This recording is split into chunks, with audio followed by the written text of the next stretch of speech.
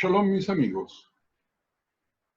Hoy finalizaremos nuestros encuentros con el bien de ojo, que así lo llamo porque denominarlo Ain Ra o el mal de ojo trae yeta.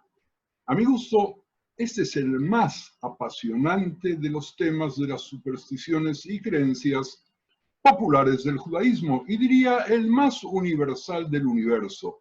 Pero antes de ir muy lejos, comenzaremos esta vez con una alusión a las escrituras. Pero antes todavía fijaremos el principio del Talmud fundamental para todos. Quien no cree en el mal de ojo no lo afecta. Repito, quien no cree en el mal de ojo no lo afectará. Y yo agrego que, si creo en el mal de ojo, lo atraigo y caigo víctima de él. Empezando por la crónica anunciada de nuestros coloquios y siguiendo al Talmud, si yo creo que soy un infeliz, amigos, seré un infeliz. Si creo que soy un yetatore, seré quien traiga la yeta. Si creo que soy un incapaz, no podré llegar nunca a nada. Y si siento que no son mis actos, sino el mal de ojo lo que provoca mis fracasos, fracasaré irremediablemente en todo lo que emprenda. Bueno, después de esta aclaración muy pertinente, ahora sí, a nuestras fuentes.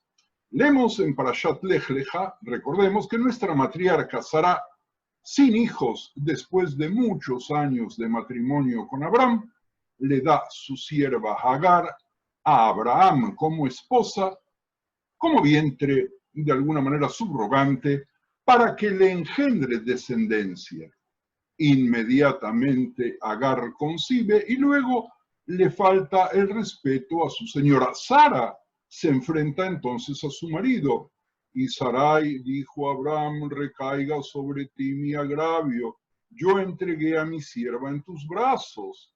Pero, miren ustedes, cuando ella vio que había concebido, me miró con desprecio. Juzgue, pues, Dios entre tú y yo. Posteriormente, Sara trata con dureza a su sierva y Agar huye. Un ángel de Dios la encuentra en el desierto cerca de un manantial y le pregunta a dónde se dirige. Ella le dice que está huyendo de su señora. El ángel le exhorta entonces a regresar a la servidumbre y le promete una multitud de descendientes de Abraham. El ángel de Dios le dijo además: he aquí has concebido y darás a luz un hijo y le llamarás Ismael, porque el Señor ha oído tu aflicción. El término bíblico Inach hará, has concebido o concebirás, puede ser entendido como de tiempo futuro y de tiempo presente. En su comentario a los dos versículos citados anteriormente, Rashi elige indicar el tiempo futuro. Basándose en el Midrash, explica que Hagar sufrió un aborto espontáneo y que el ángel le estaba prometiendo un nuevo embarazo. El Midrash deduce que el aborto se debió al Ain Ra, el mal de ojo, que Sara lanzó sobre ella, dándole a la historia bíblica un nuevo sentido.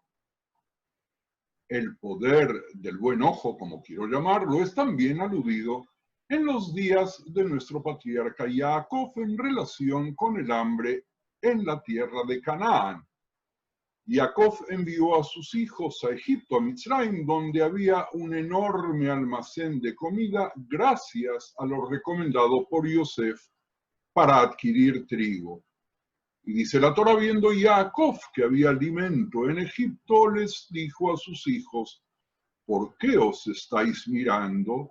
Y dijo: he aquí, he oído que hay alimento en Mitzrayim, descended allí y comprad de allí un poco para nosotros, para que vivamos y no muramos. Entonces 10 hermanos de Yosef descendieron para comprar el grano en Egipto. El Talmud señala que la familia de Jacob tenía suficiente trigo para comer. Y Jacob, sin embargo, advertía que si las familias de Isaf e Ismael no estuvieran lo suficientemente saciadas, las envidiarían y les darán un mal, o si ustedes quieren, un buen ojo. Por lo tanto, toda la misión para comprar alimentos en Egipto fue pensada sobre todo para alejar el mal de ojo. La Escritura nos dice también, y fueron los hijos de Israel con los que iba a comprar grano, pues también había hambre en la tierra de Canaán. Rashi cita nuevamente un midrash, según el cual Jacob también había advertido a sus hijos que no debían entrar todos juntos a Egipto a través de la misma puerta, ya que eran hombres de estatura y rasgos agradables, y él quería evitar el buen ojo, el mal ojo, por su aspecto. Por lo tanto, él estaba también preocupado por un posible Ain Ra. Créanme que mi abuelita quizás aprendió de ambos relatos. Entre otras cosas, que los embarazos no se debían anunciar, más bien había que disimularlos, y que no había que llamar la atención cuando mis dos hermanos y yo íbamos a la sinagoga juntos, vestidos con ropa de Shabbat. Quizás era la causa por la que los muchachones que nos encontraban en el camino nos gritaban, como saludo, obviamente, ¡Judíos de mierda! Ese era el nombre que nos daban. Era fácil reconocernos por las gorritas que llevábamos sobre nuestras camisas. A mis amigos que iban descubiertos, que también eran judíos, misteriosamente nadie les gritaba nada, no porque fueran fortachones musculosos, sino porque nadie se daba cuenta que eran judíos. Bueno, dejemos la prehistoria familiar y regresemos a nuestra Torá. Algunos versículos en los que aparece el término ojo, Ain, sugieren para algunos una lejana relación con el tema que estamos intentando tratar. Como por ejemplo, guárdate de tener en tu corazón pensamiento perverso diciendo, cerca está el séptimo año, el de la remisión, de la Shemitá, y mires con malos ojos a tu hermano menesteroso para no darle, porque él podrá clamar contra ti al Señor y se te contará por pecado. O por ejemplo, el hombre tierno en ti y el muy delicado, su ojo será maligno para con su hermano y para con la mujer de su seno y para con el resto de sus hijos que le quedaren, a tal grado que no compartirá con ellos nada de la carne de sus hijos que esté comiendo, pues será todo lo que le quede. Terrible versículo. U otro, no comas pan de hombre de mal ojo, ni codicies sus manjares. En este contexto, la expresión, obviamente, es sinónimo de envidia, de celos y de codicia, al igual que casi todas las apariciones del Ain, del ojo, en los textos sagrados. La misma creencia en el mal de ojo, paradójicamente o no, existe también en el Corán, que dice, me refugio en Dios del alba, del mal que hacen sus criaturas, del mal de la oscuridad, cuando se extiende, del mal de las que soplan en los nudos, del mal envidioso cuando envidia. También se encuentran referencias en las escrituras de los cristianos que permiten inferir que el fenómeno es más que universal. Dudar de la realidad del mal de ojo para los cristianos es dudar de las escrituras mismas, pero también aún estos sugieren que los autores de los evangelios están de acuerdo con una doctrina óptica que fue durante un periodo muy largo, tanto la del pensamiento común como el pensamiento de la ciencia más aguda, Como diríamos hoy, si Pablo en la epístola a los Gálatas atribuye el mal de ojo, el poder de privar a los gálatas de su fe, podemos leer a través de los textos de Mateo, Lucas y Marcos los lineamientos de una concepción que probablemente concuerde con la idea de un poder tan formidable. Marcos ubica el mal de ojo, lo llama poneros oftalmos, entre las cosas malas que salen del hombre, y lo cito: más decía que lo que el hombre sale, aquello contamina al hombre, porque de dentro del corazón de los hombres salen los malos pensamientos, salen los adulterios, las fornicaciones, los homicidios, los hurtos, las avaricias, las maldades, el engaño, las desvergüenzas, el ojo maligno, las injurias, la soberbia, la insensatez. Todas estas maldades de dentro salen y contaminan al hombre. Mateo y Lucas son más explícitos, que hacen del ojo la lámpara del cuerpo y en consecuencia del mal de ojo una lámpara mala que oscurece en lugar de iluminar. Y ustedes, si quieren, pueden consultar a Lucas y a Mateo. Cuando en nuestro tiempo algunos judíos particularmente piadosos proclaman que quien no cree en el mal de ojo no cree en Dios, como he oído sucede últimamente en algunos países, estos no hacen más que repetir principios que tomaron del cristianismo. Claro, difícilmente hayan leído los textos que yo he citado, pero los recibieron por ósmosis de los vecinos, de las criadas, de los amigos, de los compañeros del colegio, de la prensa y de las novelas, que a lo mejor ven a escondidas. El absurdo llega tan lejos que, según antiguas afirmaciones, la persona capaz de transmitir el mal de ojo llegaba a tener tal poder que tampoco podía mirarse en un espejo.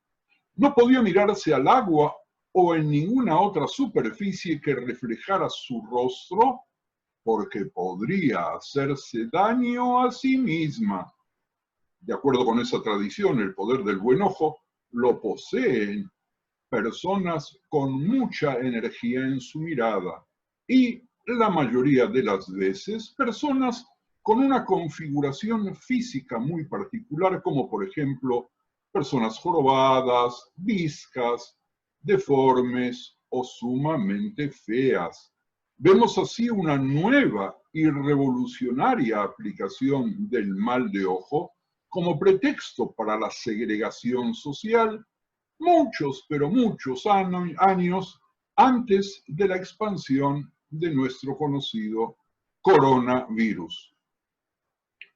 Se puede reconocer a un individuo capaz de transmitir el mal de ojo porque sus ojos, después de fijarse de manera insistente en algo o en alguien, comienzan a lagrimear inexplicablemente y les aqueja un dolor muy agudo. Sin embargo, se cree que quienes tienen esta peculiar y peligrosa mirada no son conscientes de ello. Con vuestro permiso.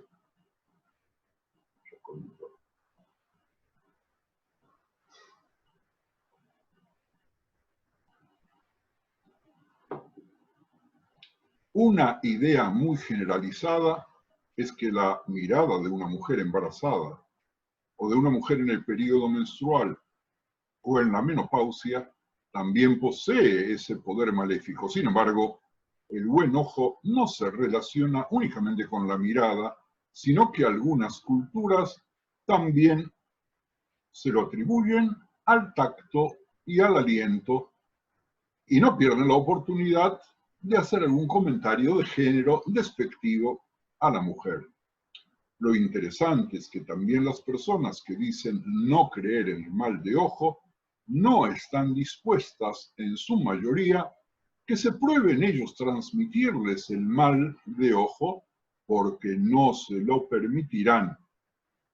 Si esta reunión hubiera permitido la participación de los oyentes, me hubiera visto tentado a preguntar: ¿quién está dispuesto a que llamemos a un poseedor de poder dar el mal de ojo y lo usemos frente a vosotros?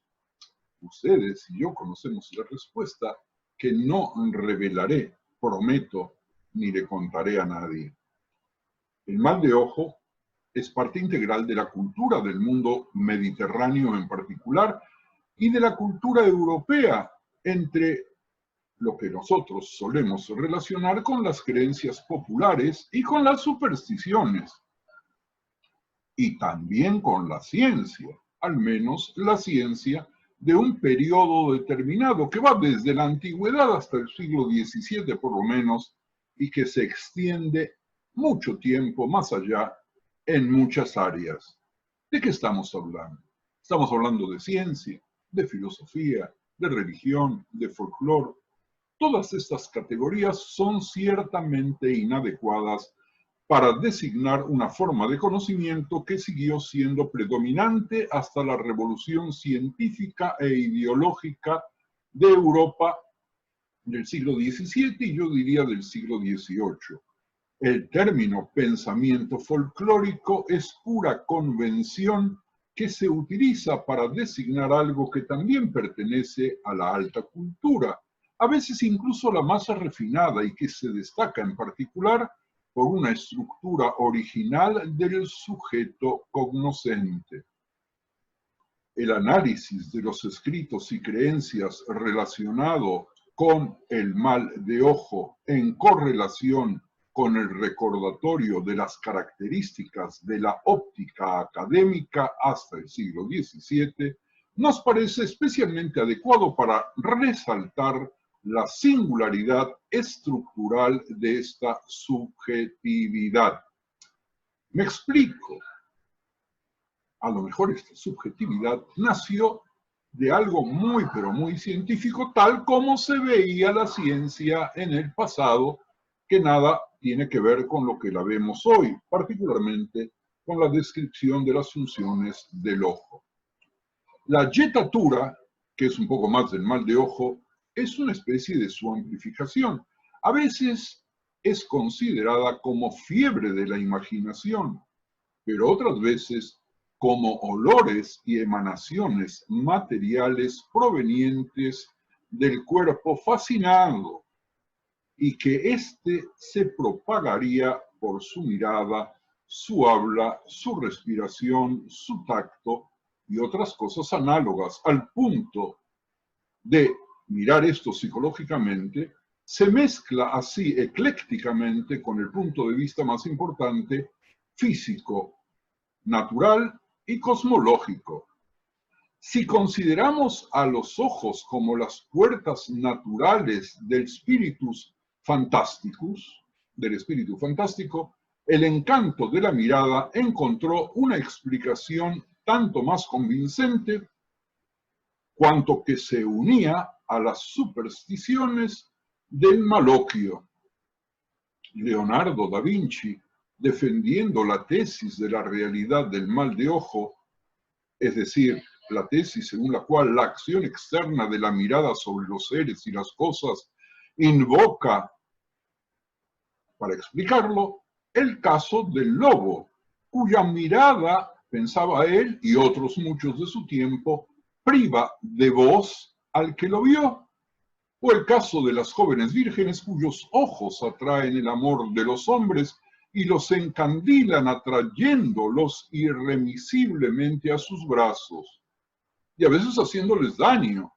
Y finalmente, el de la araña y el avestruz, que se dice que a menudo incuban sus huevos solo mirándolos. A quien le resulte raro puede ver las obras de Leonardo da Vinci. Aquí hay claramente una ausencia de oposición entre una interpretación psicológica del mal de ojo y una interpretación fisiológica o cosmológica. La teoría del maloquio tiene en cuenta en un mismo movimiento la atracción y reproducción amorosa de las avestruces, el silencio de quienes han visto al lobo, y la generación de las arañas.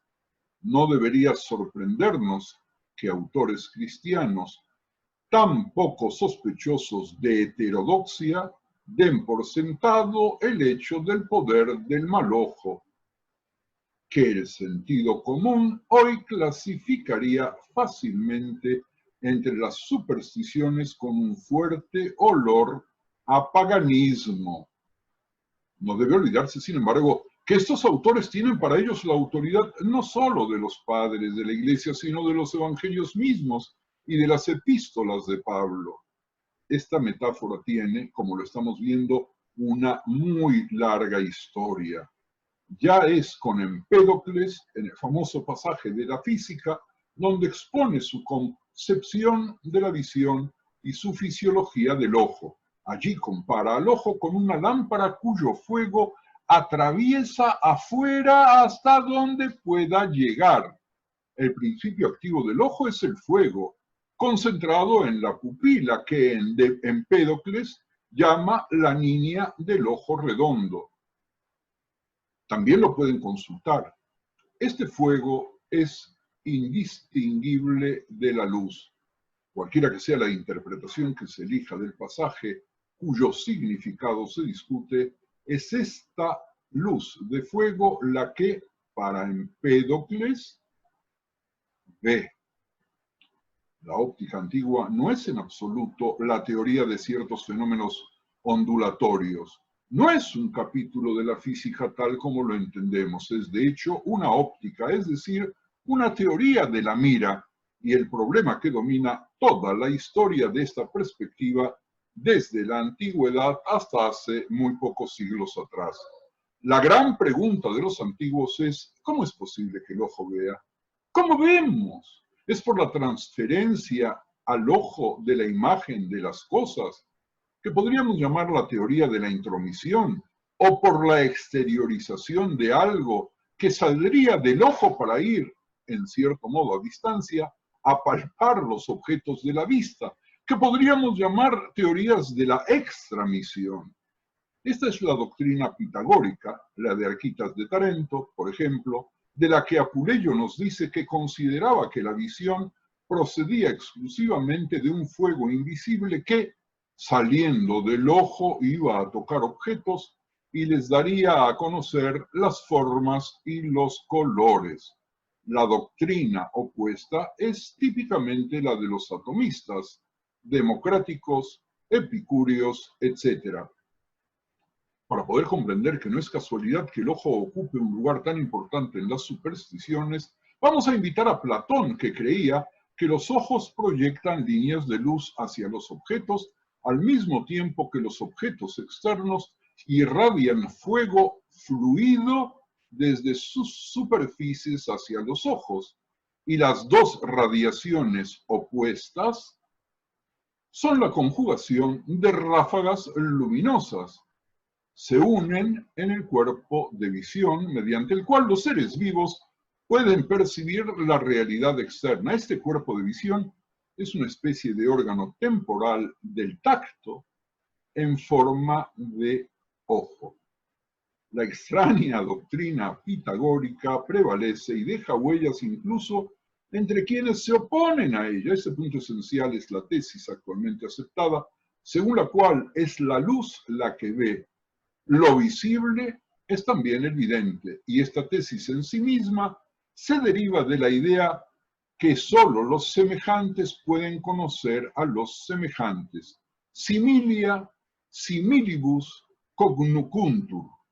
Cuando los antiguos descubren el poder de reflejar de los espejos y su capacidad de crear incendios, conciben el peligro encerrado en el ojo y en la capacidad de hacer mal que tiene nada más y nada menos una de las supersticiones más conocidas, que es el daño que provoca la ruptura de los espejos. Pero, como el calor que desprenden los espejos cóncavos dispuestos en la dirección del sol enciende fuego, puede tratarse de un préstamo de un tratado perdido de Arquímedes sobre los efectos oxidantes de los espejos. Uno tiene derecho a hacer la pregunta en condiciones favorables, ¿puede el ojo también incendiarse? La respuesta es que en el corazón de los enamorados, sin duda, sí, la fascinación y el mal de ojo no quedan lejos. Ustedes dirán, ¿y por qué me burlo de la ciencia de aquella época? Porque quiero relativizarla y quiero tratar de demostrar que algunas de las supersticiones que nos parecen algo fantástico estaban basadas en lo científico que la gente en su momento consideraba como tal. La clave de la analogía entre el ojo y el sol no las da finalmente Plotino en la primera Enéada. Nunca el ojo podría haber visto el sol si no hubiera tomado la forma del sol, porque es necesario hacer relativo y parecido lo que se ve a lo que se ve para poder aplicarse a la contemplación. Así dice Plotino en las Enéadas. Vaya, vaya, sin querer hemos ingresado a una de las grandes fuentes de las supersticiones que llamaremos en español la ignorancia, la supina ignorancia que provoca oscurantismo, que hace cerrar el ojo de la sabiduría. Con semejantes interpretaciones de la ciencia de la antigüedad que tenían nuestros vecinos más cultos, a los que tantas veces mirábamos con admiración y recelo, ¿quiénes éramos nosotros? ¿Quiénes eran nuestros sabios para pensar distinto si queríamos estar en la buena onda de la moda de los avances científicos? ¿Cuántas veces consumimos tonterías disfrazadas de ciencia? ¿Cuántas personas se dañaron tomando medicinas contra el COVID-19 recomendadas por pseudocientíficos de renombre y pseudos o no políticos de mayor o menor renombre que decían consumirla para poder sentirse bien? Pero cuando la ciencia está en las cosas, cuando, si se prefiere, el tema es un viaje por las cosas, de las estrellas a las briznas de hierba, de las montañas y los ríos al arado y a las enfermedades, tampoco entonces se constituye la creencia. La cuestión de creer o no creer no tiene sentido en estas cosas, pero eso lo percibimos mucho tiempo después. ¿Tiene sentido preguntarme si creo en el significado de las palabras en el idioma que hablo o escribo? Pero estoy en el mundo como estoy en el idioma. Estoy en las creencias de las supersticiones porque tengo tendencia a necesitar protegerme y tengo que creer en cosas inverosímiles.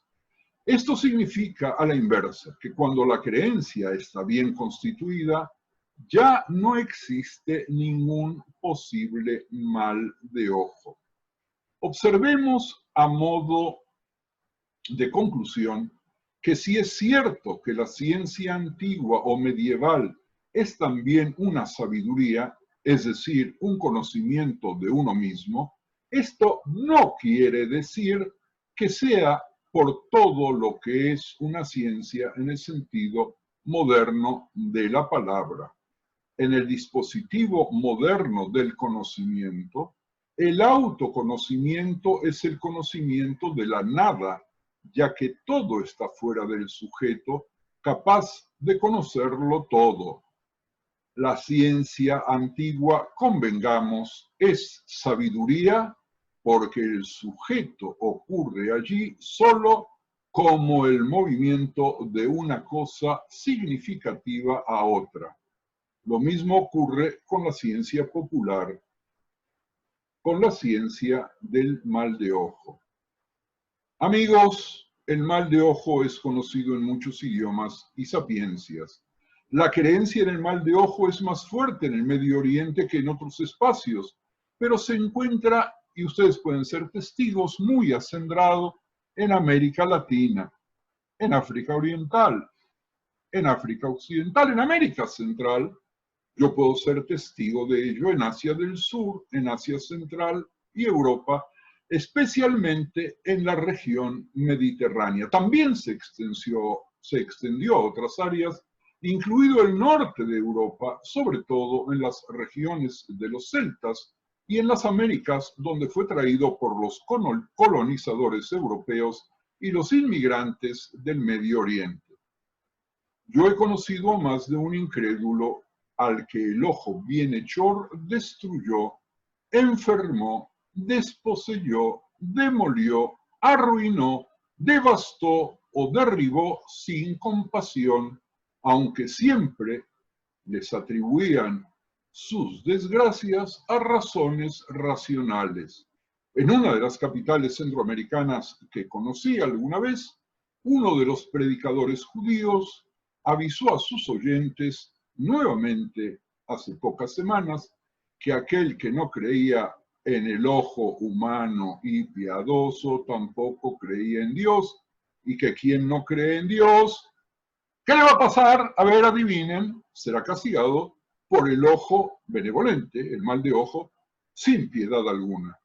Tal es el grado de convencimiento de su existencia y el uso que se hace de él para amedrentar, intimidar, acobardar y manipular a quienes tienen la tendencia a temerle.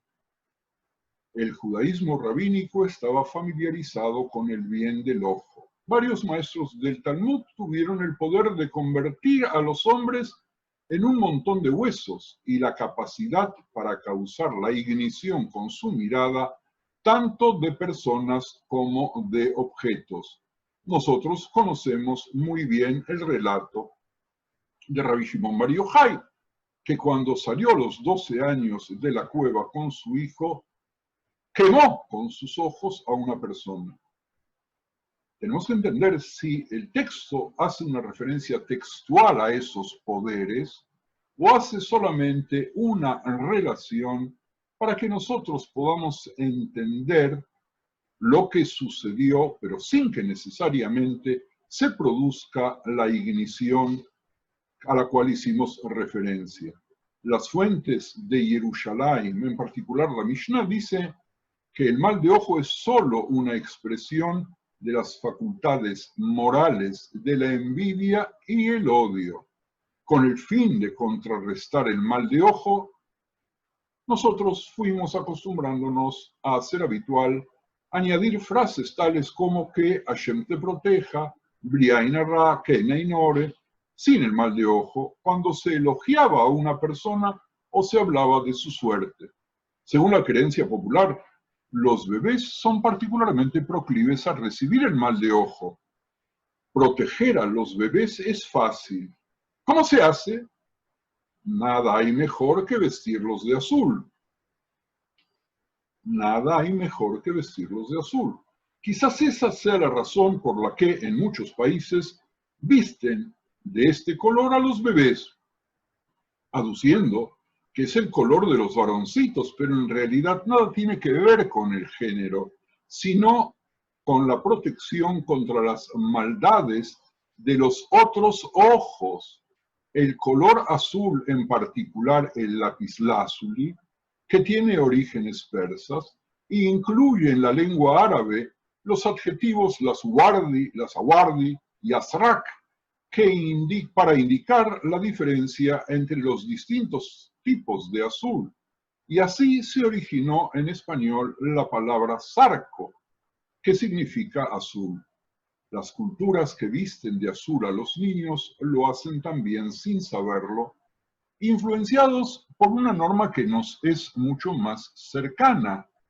El azul pertenece al mundo otomán, pero la norma que voy a relatar es conocida por todos ustedes, que es la norma de colocar hilos de color azul cárdeno debajo de nuestras ropas, en cada prenda que nosotros usamos que tiene 4 puntas, así como arriba de nuestras ropas, cuando nos colocamos el talet en las sinagogas, usando esa pintura que usaban los reyes de la antigüedad en sus ropas, y dado que forma parte de los flecos rituales de la tzitzit, algunos creen inconscientemente que servirán para proteger de las fuerzas demoníacas, particularmente hoy en Israel, que nuevamente se usan tzitzit con un hilo azul porque hay quienes opinan que descubrieron el gilazón, el molusco del cual se saca la tinta y que originariamente es de color amarillo y que únicamente en la mezcla con el agua se convierte en un azul precioso.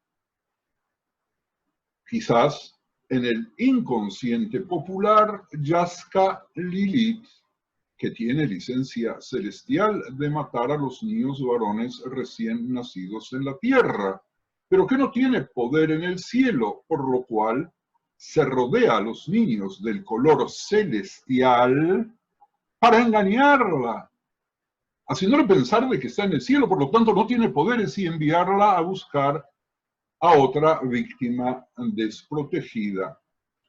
Sobre Lilith, que es un tema de por sí fantástico, no vamos a hablar hoy, porque nuestro tiempo ya se nos pasó.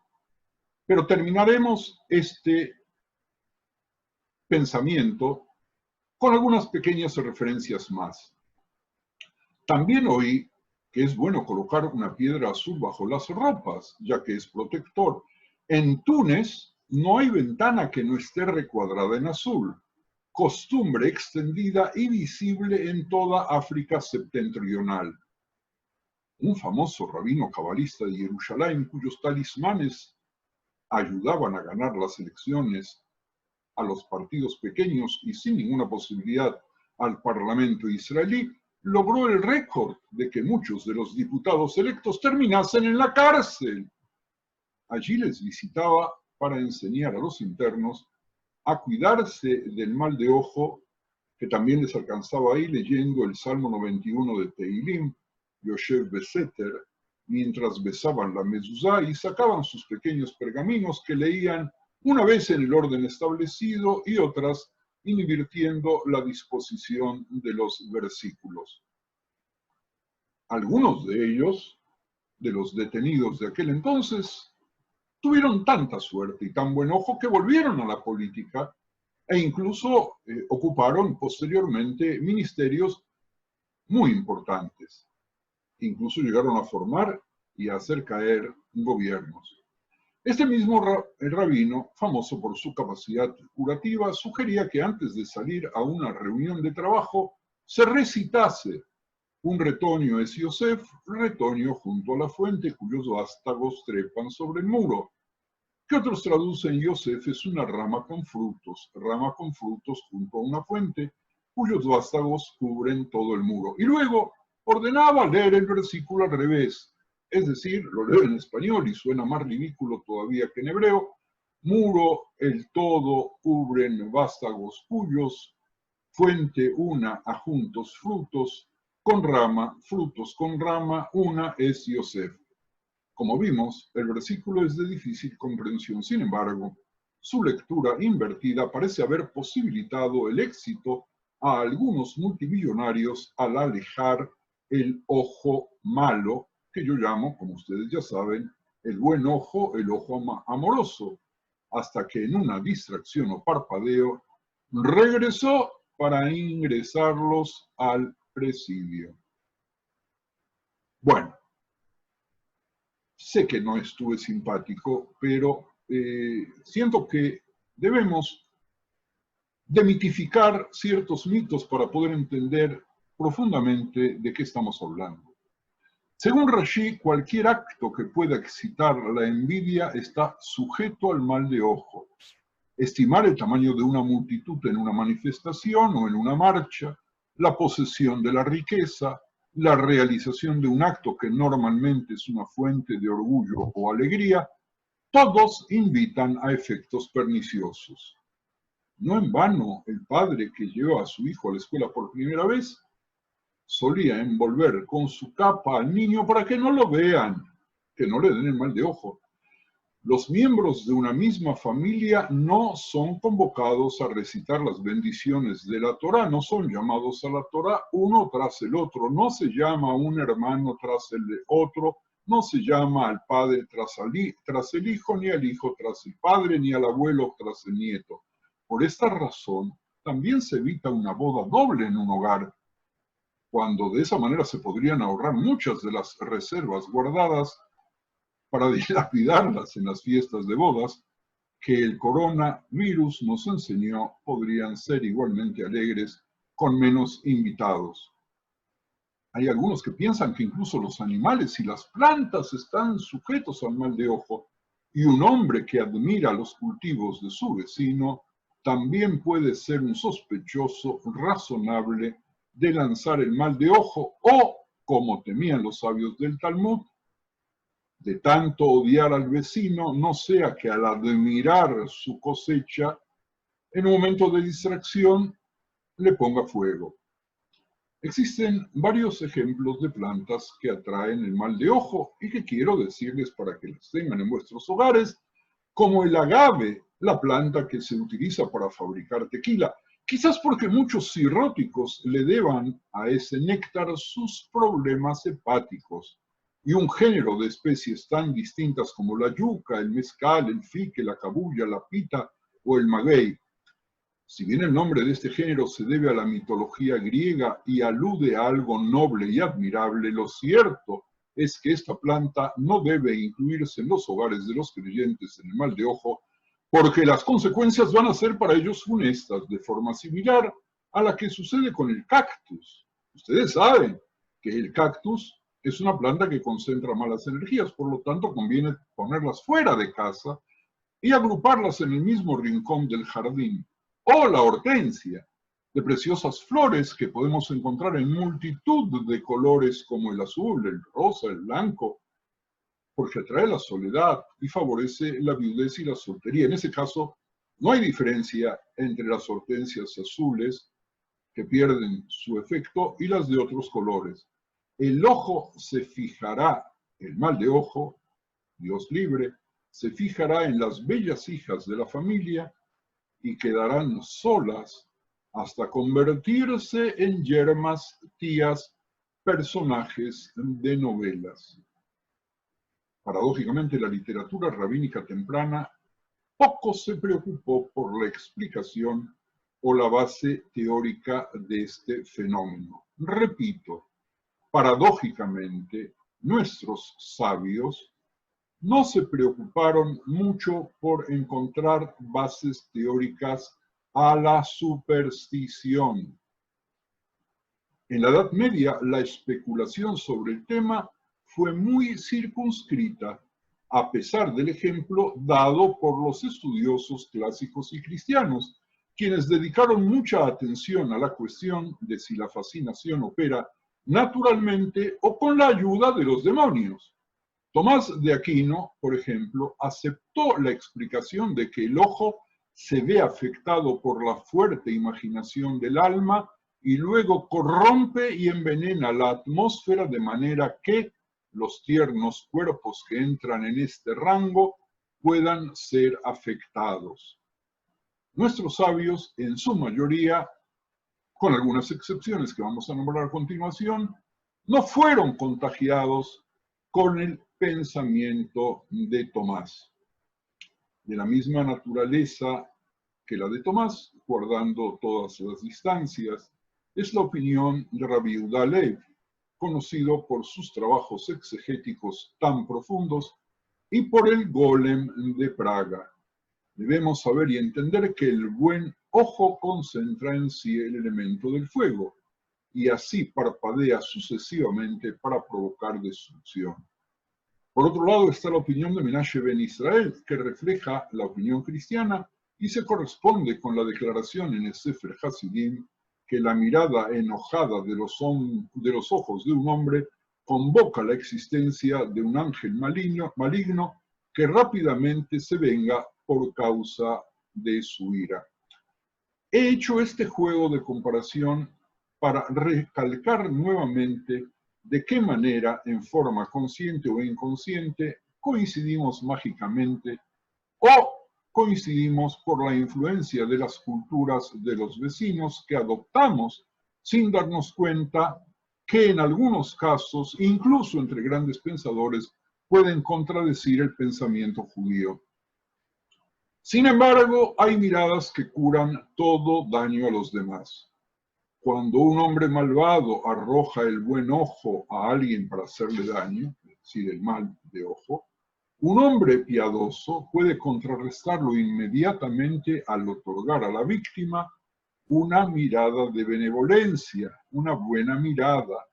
Y todos podemos hacerlo si miramos bien, afectivamente, empáticamente a las personas. Incluso si el primer hombre no ha pronunciado extremadamente una maldición, sino que simplemente ha dicho algo lindo como qué agradable, qué sano, qué saludable, qué sonrojado se ve este niño, o lo ha considerado sin decir nada, el hombre piadoso, cualquiera de nosotros, debe y puede bendecir al niño con una mirada y verlo con amor y ver sus cualidades como una bendición que nosotros admiramos profundamente. En el pasado, al igual que hoy, la protección contra el buen ojo consistía esencialmente en repeler a los demonios y a los espíritus malignos, así como en tomar prácticamente todas las medidas antidemoníacas que eran salvaguardias efectivas. Las supersticiones son, a menudo, una forma de pacificar una ansiedad de un individuo para facultarlo con un mayor sentido de confianza en su propia capacidad. Amigos, vivimos en un mundo incierto. A veces, mirar el Hamsa colgado en alguna pared de nuestro hogar puede ayudarnos a sentir menos ansiedad y más poder. Y si esas prácticas nos pueden ayudar a sentirnos más seguros y mejorar nuestro sentido de bienestar, no es suficiente. Junto con el mal de ojo, los judíos tenemos muchas supersticiones relacionadas con los eventos del ciclo de la vida. El mal de ojo es una de las manifestaciones más temidas del ánimo demoníaco. Según él, ciertas potencias perniciosas son inherentes al mal de ojo en sí y son propiedades naturales de los ojos de todos. No pocos hombres desafortunados nacen con yetatura, derramando rayos de destrucción en cada mirada. Con frecuencia, ellos mismos desconocen su poder. Algunos yetatore pueden ser reconocidos por la forma peculiar y sorprendente de sus ojos. Otros pasan desapercibidos hasta que alguna triste experiencia los desenmascara y se encuentran en todas las estaciones de la vida. Leí hace poco que se cuenta que el Papa Pío IX tenía la reputación de estar poseído por el mal de ojo y que las mujeres, mientras se inclinaban esperando su bendición, hacían una señal bajo sus faldas para defenderse del mal de ojo. Pío IX murió el 7 de febrero de 1878. Por aquel entonces, la nación italiana aún guardaba rencor a aquel pontífice que no había sabido entender sus ansias de independencia. Prueba de ello es que su cortejo fúnebre fue atacado por la multitud que pretendía arrojar sus restos al río Tíber, como ocurrió siglos antes con el Papa Formoso. Solo la oportuna intervención de las tropas impidió que se consumara la profanación del cadáver. Pero el mal de ojo no solo ataca a las grandes personalidades, sino fundamentalmente a todos sin distinción. Hay que tener cuidado de no hacerse el nombre de tener mal de ojo, porque la venganza puede ser terrible, aun cuando nadie fue dañado directa ni indirectamente por esa persona. Hay miradas torvas, al igual que hay hombres malvados, y la imaginación supersticiosa tiende a ver lo que no hay. Esta creencia se debe a la reacción natural de la gente sencilla a las cualidades llamativamente penetrantes y vitales que a menudo iluminan los ojos de los hombres de fuerte personalidad. Hay un tipo de buen ojo que es el que los alemanes designan con las palabras berufen o beschreien. Su raíz está en la convicción de que dioses y espíritus son esencialmente adversarios del hombre. y que le envidian sus alegrías y triunfo, por eso los dañan con despecho por las felicidades que no pueden compartir. Al igual que la esperanza, nunca abandona al hombre a la adversidad, por lo que el miedo es su compañero constante en la buena suerte. Perdón.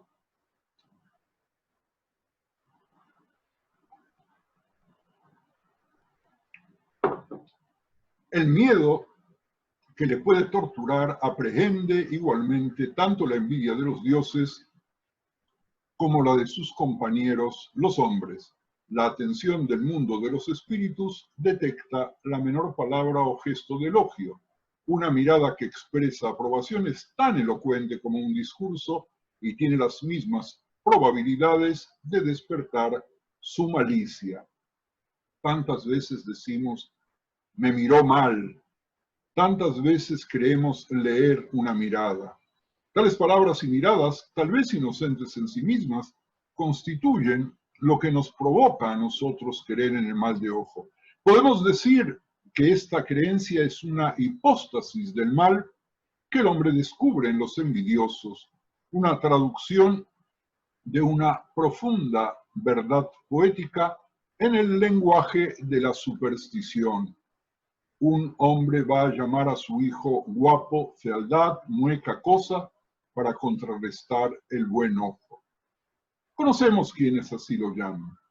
Pese a que nuestros rabinos, repito, se ocuparon poco para desarrollar la hipótesis del mal de ojo, hasta que recién en nuestro tiempo algunos lo volvieron a poner de moda, la creencia popular fue siempre muy fructífera. Cuando nace el bebé, acostumbran muchos a enviar una bandeja, una charola, decimos en México, con un ramito de ruda envuelta en papel dorado y una manito de oro. También hay que plantar ruda en la entrada del hogar para mantener alejadas las malas vibraciones. Sirve para absorber las corrientes energéticas que alejan la tranquilidad y facilitar la prosperidad y la fortuna, desterrando a la envidia. Es bueno prepararla en infusión para luego limpiar tu hábitat con el líquido e incluso usarla para hacer jabón casero. La ruda se debe guardar bajo el colchón del bebé, junto con un libro de Teilim y un cuchillo, enfatizaba uno de los rabinos especialista en alejar el mal de ojo. No es secreto que la ruda es una de las plantas y hierbas mágicas más poderosas que existen. Desde su aroma penetrante ya se puede intuir que no es una planta como cualquier otra. En muchas culturas se la relaciona con la suerte y la prosperidad. La ruda es la flor nacional de Lituania. Es la hierba más frecuentemente referida en sus canciones folclóricas como un atributo de doncellas asociada con la virgindad y la femineidad. Algo habrá con los hedores y su habilidad para alejar a las malas ondas. Recordemos a un boxeador. Ustedes son todos jóvenes, no lo conocieron, pero yo sí. Se llamó Oscar Natalio Bonavena, el Ringo, que colocaba en su pantalón la ruda, particularmente cuando se enfrentó a Cassius Clay. Perdió en el combate, pero al final olía mejor de lo esperado. Las hojas trituradas se mezclaron con su sudor y mejoraron sus hedores. Luego, la historia nos cuenta una bala le quitó la vida, pero no deshizo su leyenda. Buena suerte, mala suerte, quién sabe.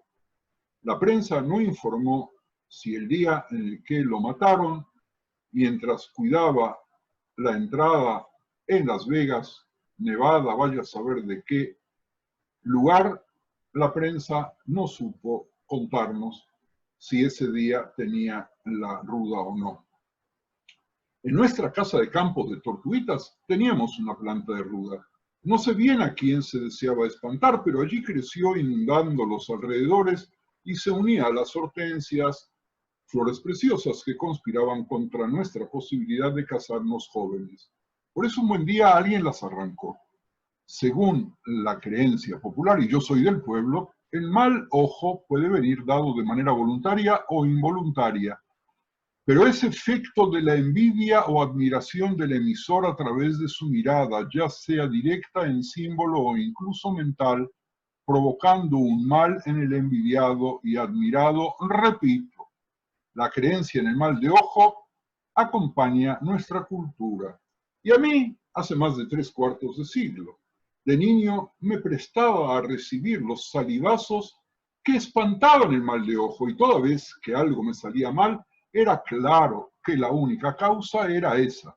Si yo pasaba por una racha de fracasos y errores, enfermedades o malestares, frustraciones y desengaños, la única causa posible era el gutoik, el buen nombre del ojo, el mal ojo, así se llamaba y así se llama en yiddish. No me ocupé de investigar el tema y, como a muchos otros, lo di por sentado. Encontraba creyentes entre personas piadosas y seculares de todos los credos y religiones. En cada uno de los países en los que residí o los que visité, había remedios en todos los mercados populares.